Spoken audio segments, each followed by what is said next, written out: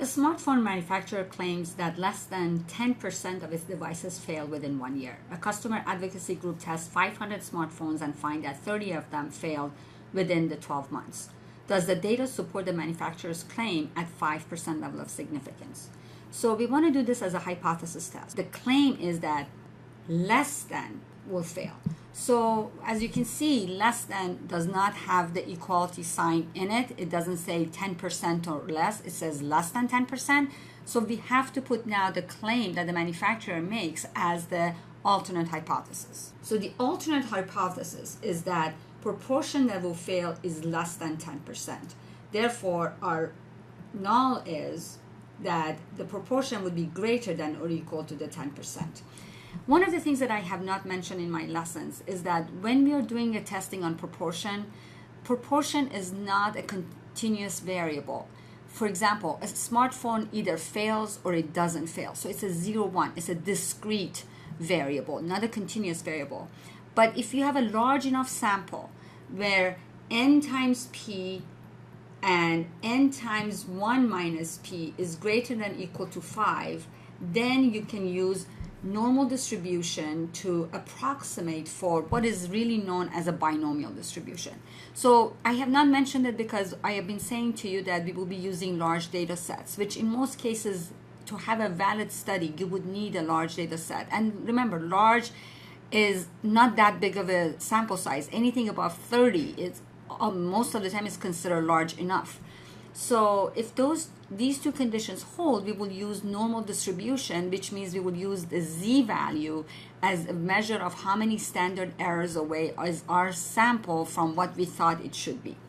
So now that we have this, we can go ahead and calculate it. And what we are looking for is this value of z and p value.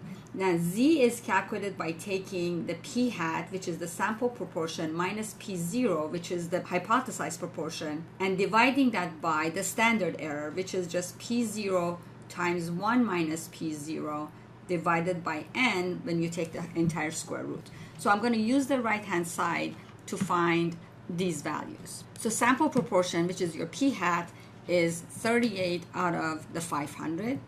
So in our sample, 7.6 failed, but we don't know if this is enough to support the manufacturer's claim or not. So we're going to check that. The hypothesized proportion is 10%.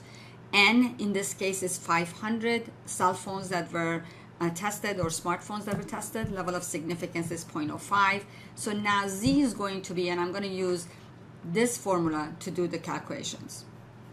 So Z is, and I'm going to use parentheses to not make any errors here. So p hat, which is right here, minus hypothesized proportion, so that's my numerator, divide that by the square root of p0, which is hypothesized proportion, times 1 minus p0, and dividing this value by the sample size of 500, closing the parentheses, and you get the value of negative 1.7889.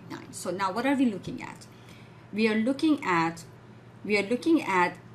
samples that will be normally distributed, and we would expect that if this is the true proportion of failure, we would get this as the mean of the sampling distribution, and the sampling distribution will look normal, and the standard error, which is right here, this denominator standard error, is going to give me the shape.